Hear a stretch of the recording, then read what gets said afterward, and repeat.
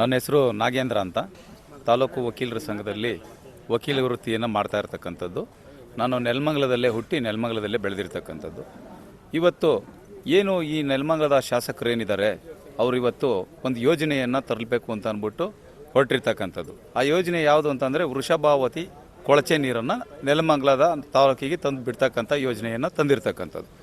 ಇದ್ರ ವಿರುದ್ಧವಾಗಿ ಇವತ್ತು ನಮ್ಮ ವಕೀಲರ ಸಮುದಾಯ ಏನಿದೆ ಅದನ್ನು ಬೇಡ, ನೆಲಮಂಗಲಕ್ಕೆ ವಿಷಕಾರಿಯಾಗಿರ್ತಕ್ಕಂಥ ಕೊಳಚೆ ನೀರನ್ನು ತರಬೇಡಿ, ನೀವು ನೆಲಮಂಗಲದ ನಾಗರಿಕರನ್ನು ನೀವು ಅವರಿಗೆ ವಿಷವನ್ನು ಉಣಿಸಿ ಅವ್ರನ್ನ ಸಾಯಿಸುವಂಥ ಕೆಲಸ ಮಾಡಬಾರ್ದು ಅಂತ ಹೇಳಿ ಇದರ ವಿರುದ್ಧವಾಗಿ ನಾವು ಈ ನಾಗರಿಕರಿಗೆ ಅವೇರ್ನೆಸ್ ಬರಬೇಕು ಅನ್ನೋ ಒಂದು ಯೋಜನೆಯನ್ನು ಮಾಡಿಕೊಂಡು ಇವತ್ತು ನಮ್ಮ ಸಮುದಾಯದಿಂದ ಮಾಡಿರ್ತಕ್ಕಂಥ ಪ್ರೆಸ್ ಮೀಟನ್ನು ಕರೆದಿರ್ತಕ್ಕಂಥದ್ದು.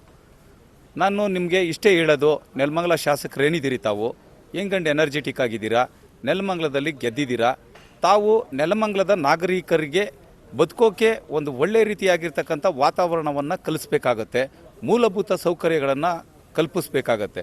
ತಾವು ಪ್ರಮಾಣ ವಚನ ಮಾಡಿದಂಥ ಸಂದರ್ಭದಲ್ಲಿ ಈಶ್ವರನ ಹೆಸರನ್ನು ಹೇಳಿ ಒಳ್ಳೆಯ ನಾಗರಿಕರಿಗೆ ನಾನು ಒಳ್ಳೆಯ ಒಂದು ಮೂಲಭೂತ ಸೌಕರ್ಯಗಳನ್ನು ಒದಗಿಸಿ ನಾನು ಅವರ ಹಿತಾಸಕ್ತಿಯನ್ನು ಕಾಪಾಡಿಕೊಂಡು ಸಂವಿಧಾನದತ್ತವಾಗಿ ಬಂದಿರತಕ್ಕಂಥದ್ದು ಸಂವಿಧಾನಕ್ಕೆ ವಿರೋಧವಾಗಿ ನಾನು ನಡ್ಕೊಳೋದಿಲ್ಲ, ಅವ್ರಿಗೆಲ್ಲನೂ ಒಂದು ಒಳ್ಳೆಯ ಜೀವನವನ್ನು ರೂಪಿಸ್ತೀನಿ ಅಂತ ಹೇಳ್ಕೊಂಡು ಬಂದಿರತಕ್ಕಂಥದ್ದು, ಸಮಾಜ ಸೇವೆ ಮಾಡಬೇಕು ಅನ್ನೋ ಭಾವನೆ ಇಟ್ಕೊಂಡು ಬಂದಿರತಕ್ಕಂಥದ್ದು. ತಾವು ಇವತ್ತು ನೀವು ಮಾಡ್ತಾ ಇರತಕ್ಕಂಥ ಕೆಲಸ ಯಾವುದು ಅಂತಂದರೆ ನೆಲಮಂಗಲದ ಜನತೆಗಳಿಗೆ ವಿಷವನ್ನು ಉಣಿಸ್ಬೇಕು ಅಂತಕ್ಕಂಥದ್ದನ್ನು ಹೊರಟಿರ್ತಕ್ಕಂಥದ್ದು.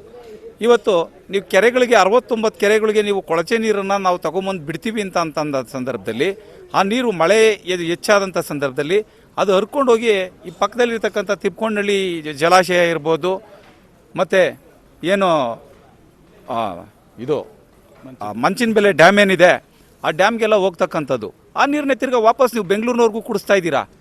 ಬೇಡ ರೀ, ಇವತ್ತು ನೀವು ತರ್ತೀವಿ ಅಂತ ಅಂದ್ಬಿಟ್ಟು ನೀವೇನಾದ್ರು ಹೊರಟಂಥ ಸಂದರ್ಭದಲ್ಲಿ ನೆಲಮಂಗಲಕ್ಕೆ ಒಳ್ಳೇದು ಮಾಡಬೇಕು, ಒಳ್ಳೆಯ ನಾಗರಿಕರಿಗೆ ಒಳ್ಳೇದು ಮಾಡಬೇಕು, ಒಂದು ಒಳ್ಳೆಯ ನೀವು ಶಾಸಕರು ಅನಿಸ್ಕೋಬೇಕು ಅಂತಂತ ಸಂದರ್ಭ ಬಂದಾಗ ಹಿಂದೆ ಏನು ಈ ಎತ್ತಿನ ಹೊಳೆ ಯೋಜನೆಯನ್ನು ಮಾಡಿರ್ತಕ್ಕಂಥದ್ದು, ಅದರಲ್ಲಿ ನೀರು ತಂದು ಕೊಡಿ ನೆಲಮಂಗಲಕ್ಕೆ. ಹೇಮಾವತಿ ನೀರು ಕುಣಿಗಲ್ಗೆ ಹತ್ತತ್ರ ಬಂದಿದೆ, ಅದನ್ನು ತಗೊಂಬಂದು ಕೊಡೋದಕ್ಕೆ ಪ್ರಯತ್ನ ಪಡಿ. ಇಲ್ಲ ಕಾವೇರಿ ನದಿ ನೀರನ್ನು ತಗೊಂಬಂದು ಕೊಡೋದಕ್ಕೆ ಪ್ರಯತ್ನ ಪಡಿ.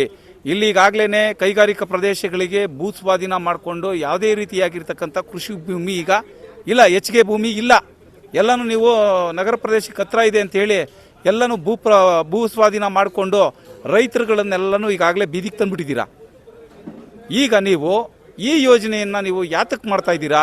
ಈಗ ಇಡೀ ಏಷ್ಯಾ ಖಂಡಕ್ಕೇ ನಂಬರ್ 1 ಕೈಗಾರಿಕಾ ಘಟಕ ಅಂತಂದರೆ ಸೋಂಪುರ ಘಟಕ ಅಂತ ಅಂದ್ಬಿಟ್ಟು ಬಂದಿರತಕ್ಕಂಥದ್ದು. ಅಲ್ಲಿರ್ತಕ್ಕಂಥ ವೇಸ್ಟೇಜ್ ನೀರನ್ನೆಲ್ಲನೂ ಫ್ಯಾಕ್ಟ್ರಿದ ಹಾನಿಕಾರಕ ವಿಷ ನೀರುಗಳನ್ನೆಲ್ಲನೂ ರಾಸಾಯನಿಕ ನೀರುಗಳನ್ನೆಲ್ಲ ಇಲ್ಲಿಗೆ ಬಿಡ್ತಾ ಇದ್ದೀರಾ? ಅದನ್ನು ಯೋಚನೆ ಮಾಡಬೇಕಾಗ್ತದೆ ದಯಮಾಡಿ. ಅದಲ್ಲದೆ ನೀವು ರೈತರಿಗೆ ಅನುಕೂಲ ಆಗುತ್ತೆ ಅಂತ ಹೇಳ್ತೀರಿ. ಇವತ್ತಿನ ದಿವಸ ರೈತರು ಇಲ್ಲಿ ನಮ್ಮಲ್ಲಿ ತರಕಾರಿ ಬೆಳೀತಕ್ಕಂಥ ರೈತರು ಕಡಿಮೆ ಇದ್ದಾರೆ. ಈಗ ಬೋರ್ವೆಲ್ಲಲ್ಲಿ ಉಪಯೋಗಿಸ್ಕೊಂಡು ನೀರನ್ನು ಬೆಳೆದ್ರಂಥ ಸಂದರ್ಭದಲ್ಲಿ ನೀವು ತರ್ತಕ್ಕಂಥ ರಾಸಾಯನಿಕ ನೀರೇನಿದೆ, ಕೆಮಿಕಲ್ ನೀರು, ಅದು ಶುದ್ಧೀಕರಣ ಆಗೋದಿಲ್ಲ. ನೀವು ಹೇಳ್ಬೋದು 3 ಶುದ್ಧೀಕರಣ ಮಾಡಿಬಿಟ್ಟು ತಗೊಂಬರ್ತೀವಿ ಅಂತ. ಅದನ್ನು ಮೊದಲು 3 ಶುದ್ಧೀಕರಣ ಮಾಡಿ ಅದನ್ನು ಆಮೇಲೆ ನೀವು 1 ವರ್ಷ ನೀವು ನಿಮ್ಮ ಮನೆಯಲ್ಲಿ ಅದನ್ನು ಉಪಯೋಗಿಸಿ ನೀವು ಕುಟುಂಬದವರೆಲ್ಲನೂ ನೀವು ಆರೋಗ್ಯವಾಗಿದ್ದೀವಿ ಅಂತ ಅಂದಾದ್ಮೇಲೆ ಅದನ್ನು ತಗೊಂಬಂದುಬಿಡಿ. ಈಗ ಶಿವ ಇದನ್ನು ಕಡ್ದಂಥ ಸಂದರ್ಭದಲ್ಲಿ ಹಾಲಾಹಲ ಬಂದಾಗ ಅದನ್ನು ತಾನೇ ಕುಡಿತಾನೆ. ಅಲ್ಲಿರ್ತಕ್ಕಂಥವ್ರಿಗಾಗಲಿ ಈ ಪ್ರಪಂಚದಲ್ಲಿ ಬದುಕ್ತಾ ಇರ್ತಕ್ಕಂಥ ಜೀವ ಸಂಕುಲಕ್ಕೆ ಕೊಡಲಿಲ್ಲ ಅದನ್ನು. ಆ ಥರ ನೀವು ಫಸ್ಟ್ ನೀವು ಉಪಯೋಗಿಸಿ ಆ ನೀರನ್ನ, ಆಮೇಲೆ ನೀವು ಆ ಬೇರೆ ನೀರನ್ನ ತಗೊಂಬರೋದಕ್ಕೆ ಪ್ರಯತ್ನ ಪಡಿ. ಆಮೇಲೆ ನಿಮ್ಮ ಹಿಂದೆ ಇರ್ತಕ್ಕಂಥ ಹಿಂಬಾಲಕರು ಹೇಳ್ತಾರೆ ಅಂತ ಅಂದ್ಬಿಟ್ಟು ನೀವು ಅದನ್ನು ಮಾಡೋದು ಬೇಡ. ನಿಮ್ಗೊಂದು ಒಳ್ಳೆಯ ಹೆಸರನ್ನ ನೆಲಮಂಗಲ ತಾಲೂಕಲ್ಲಿ ಈಗ ಒಳ್ಳೆಯ ಹೆಸರು ಓಡ್ತಾ ಇದೆ. ನೆಲಮಂಗಲ ಶಾಸಕರು ಒಳ್ಳೊಳ್ಳೆ ಕೆಲಸಗಳು ಮಾಡ್ತಾ ಇದ್ದಾರೆ, ಅಭಿವೃದ್ಧಿ ಕಾರ್ಯ ಮಾಡ್ತಾ ಇದ್ದಾರೆ ಅಂತ ಹೇಳ್ತಾ ಇದ್ದಾರೆ. ನಿಮ್ಮ ಬೇರೆ ಅಭಿವೃದ್ಧಿ ಕಾರ್ಯಗಳು ನೀವೇನು ಮಾಡ್ತಾ ಇದ್ರು ಕೂಡ ಅದು ಜನರಿಗೆ ಒಳ್ಳೆ ರೀತಿಯಲ್ಲಿ ಹೋಗ್ತಾ ಇದೆ. ಆದರೆ ಈ ಯೋಜನೆ ನೀವೇನು ತಗೊಂಬರ್ತಾ ಇದ್ದೀರಾ ಅದ್ರ ವಿರುದ್ಧವಾಗಿ ನಿಂತಿದ್ದಾರೆ. ಅದನ್ನು ನೀವು ಯೋಚನೆ ಮಾಡಬೇಕಾಗತ್ತೆ. ಸ್ವಪ್ರತಿಷ್ಠೆಗೆ ಹೋಗಬೇಡಿ, ಪಕ್ಷದ ಪ್ರತಿಷ್ಠೆ ಅಂತ ಹೇಳ್ಕೊಂಡು ಕೆಲವರು ನಿಮಗೆ ಕಿವಿ ಹಿಂಡ್ಬೋದು. ಅವ್ರ ಮಾತುಗಳನ್ನು ಕೇಳಬೇಡಿ ದಯಮಾಡಿ. ನೀವು ಹೆಂಗಂಡು ಎನರ್ಜೆಟಿಕ್ ಅಂತ ಹೇಳ್ತಾನೆ ಇದ್ದೀನಿ ನಾನು. ಮುಂದಕ್ಕೂ ನೀವು ಶಾಸಕರಾಗಬೇಕು ಇಲ್ಲಿ ಅಂತಂದರೆ ನೀವು ಒಳ್ಳೆಯ ನಾಗರಿಕರಿಗೆ ಒಳ್ಳೆಯದನ್ನು ನೀವು ಬಯಸಿದಾಗ ಅವ್ರು ನಿಮ್ಗೆ ಒಳ್ಳೆಯದನ್ನು ಕೊಡ್ತಾರೆ. ನಾವು ಒಳ್ಳೆಯ ನೀರನ್ನು ನೀವು ಕೊಟ್ಟಂಥ ಸಂದರ್ಭದಲ್ಲಿ ಅದು ಒಳ್ಳೆ ಯೋಜನೆ ಆಗುತ್ತೆ. ಬಿಟ್ಟರೆ ಇಂಥ ವಿಷಯಕಾರಿಯಾಗಿರ್ತಕ್ಕಂಥ ಯೋಜನೆಯನ್ನು ತರಬೇಡಿ. ಇಲ್ಲಿ ಸೊಪ್ಪು ಬೆಳೀತಕ್ಕಂಥವ್ರು ತರಕಾರಿ ಬೆಳೀತಕ್ಕಂಥದ್ದು ಕಡಿಮೆ ಇದ್ದರೂ ಕೂಡ ನೀವು ಕೊಡ್ತಕ್ಕಂಥ ನೀರಿನಿಂದ ಈಗಾಗಲೇ ಬಿನ್ಮಂಗ್ಲದ ಕೆರೆಗೆ ನೆಲಮಂಗ್ಲದಿಂದ ಬಿನ್ಮಂಗ್ಲದ ಕೆರೆಗೆ ನೀರು ಹರ್ಕೊಂಡ್ಬರ್ತದೆ ಕೋಡಿ ಆದರೆ.